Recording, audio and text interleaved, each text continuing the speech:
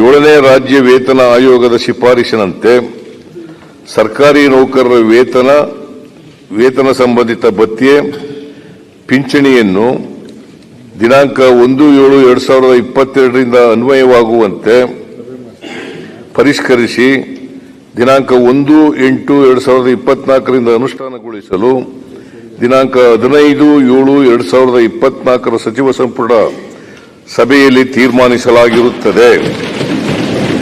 ಅದರಂತೆ ದಿನಾಂಕ 1/7/2022 ನೌಕರರ ಮೂಲ ವೇತನಕ್ಕೆ ಶೇಕಡಾ 31% ತುಟ್ಟಿ ಭತ್ಯೆ ಮತ್ತು ಶೇಕಡಾ 27.50% ಫಿಟ್ಮೆಂಟ್ ಸೇರಿಸಿ ವೇತನ ಮತ್ತು ಪಿಂಚಣಿಯನ್ನು ಪರಿಷ್ಕರಿಸಲಾಗುವುದು.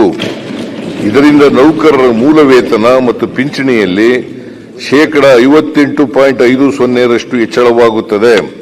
ಮನೆ ಬಾಡಿಗೆ ಭತ್ಯೆಯಲ್ಲಿ ಶೇಕಡಾ 30% ಹೆಚ್ಚಳವಾಗುತ್ತದೆ. ನೌಕರರ ಕನಿಷ್ಠ ಮೂಲ ವೇತನವು ರೂ. 17,000ದಿಂದ ರೂ. 27,000ಕ್ಕೆ, ಗರಿಷ್ಠ ವೇತನವು ರೂ. 1,50,600ರಿಂದ 2,40,200 ಪರಿಷ್ಕರಣೆಯಾಗುತ್ತದೆ. ನೌಕರರ ಕನಿಷ್ಠ ಪಿಂಚಣಿಯು 8,500ರಿಂದ 13,500ಕ್ಕೆ ಮತ್ತು ಗರಿಷ್ಠ ಪಿಂಚಣಿಯು 75,300ರಿಂದ 1,20,600ಕ್ಕೆ ಪರಿಷ್ಕರಣೆಗೊಳ್ಳುತ್ತದೆ. ಈ ಪರಿಷ್ಕರಣೆಯು ಅನುದಾನಿತ ಶಿಕ್ಷಣ ಸಂಸ್ಥೆ ಮತ್ತು ಸ್ಥಳೀಯ ಸಂಸ್ಥೆಗಳ ನೌಕರರು, ವಿಶ್ವವಿದ್ಯಾಲಯಗಳ ಬೋಧಕೇತರ ಸಿಬ್ಬಂದಿಗಳಿಗೆ ಅನ್ವಯವಾಗುತ್ತದೆ. ನೌಕರರ ವೇತನ ಪರಿಷ್ಕರಣೆಯಿಂದ ರಾಜ್ಯ ಸರ್ಕಾರಕ್ಕೆ ವಾರ್ಷಿಕ 20,208 ಕೋಟಿಗಳಷ್ಟು ಹೆಚ್ಚುವರಿ ವೆಚ್ಚ ಉಂಟಾಗುತ್ತದೆ. ಈ ಹೆಚ್ಚುವರಿ ವೆಚ್ಚಕ್ಕೆ 2024-25 ಆಯವ್ಯಯದಲ್ಲಿ ಅಗತ್ಯ ಅನುದಾನವನ್ನು ಮೀಸಲಿಡಲಾಗಿದೆ. ಇದು ಯೋಜನೆ ಆಯೋಗನ 7th ಪೇ ಕಮಿಷನ್ ಅದನ್ನು ಜಾರಿ ಮಾಡಲಿಕ್ಕೆ ನಿನ್ನೆ ಒಪ್ಕೊಂಡಿದ್ದೀವಿ. ಅದು 1/8 ಜಾರಿಗೆ ಬರ್ತದೆ. ಎಲ್ಲ ನಾವು ಕೂಡ ಅಭಿನಂದನೆ ಇಡೀ ನಮ್ಮ ಸರ್ಕಾರ ನೌಕರರ ಪರವಾಗಿ ನಾವು ಕೂಡ ಅಭಿನಂದನೆ ಸಲ್ಲಿಸ್ತೇವೆ. ಸದನವೇ 7ನೇ ರಾಜ್ಯ ವೇತನ ಆಯೋಗದ ಶಿಫಾರಸಿನಂತೆ ಸರ್ಕಾರಿ ನೌಕರರ ವೇತನ ಸಂಬಂಧಿತ ಭತ್ಯೆ ಪಿಂಚಣಿಯನ್ನು ದಿನಾಂಕ 1/7/2022 ರಿಂದ ಅನ್ವಯವಾಗುವಂತೆ ಪರಿಷ್ಕರಿಸಿ ದಿನಾಂಕ 1/8/2024 ರಿಂದ ಅನುಷ್ಠಾನಗೊಳಿಸಲು ದಿನಾಂಕ 15/7/2024 ಸಚಿವ ಸಂಪುಟ ಸಭೆಯಲ್ಲಿ ತೀರ್ಮಾನಿಸಲಾಗಿರುತ್ತದೆ.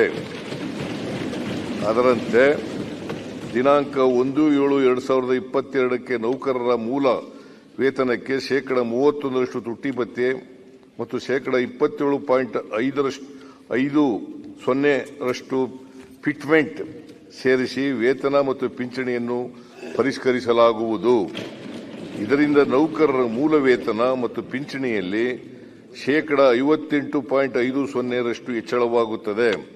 ಮನೆ ಬಾಡಿಗೆ ಭತ್ಯೆಯಲ್ಲಿ ಶೇಕಡಾ 30% ಹೆಚ್ಚಳವಾಗುತ್ತದೆ.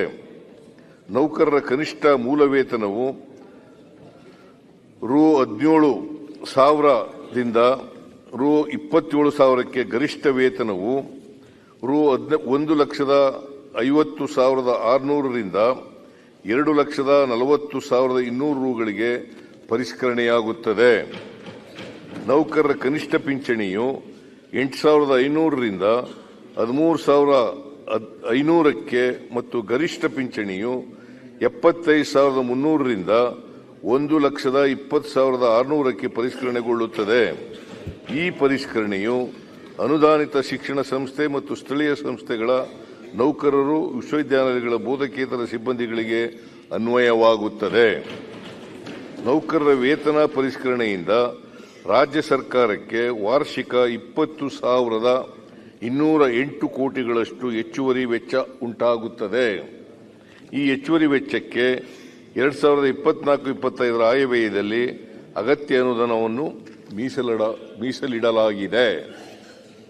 ಇದು ಯೋಜನೆ ಆಯೋಗನ 7th ಪೇ ಕಮಿಷನ್ ಅದನ್ನು ಜಾರಿ ಮಾಡಲಿಕ್ಕೆ ನಿನ್ನೆ ಒಪ್ಕೊಂಡಿದ್ದೀವಿ. ಅದು 1/8 ಜಾರಿಗೆ ಬರ್ತದೆ. ಎಲ್ಲ ನಾವು ಕೂಡ ಅಭಿನಂದನೆ ಇಡೀ ನಮ್ಮ ಸರ್ಕಾರ ನೌಕರ ಪರವಾಗಿ ನಾವು ಕೂಡ ಅಭಿನಂದನೆ ಸಲ್ಲಿಸ್ತೇವೆ ಸದನವೇ.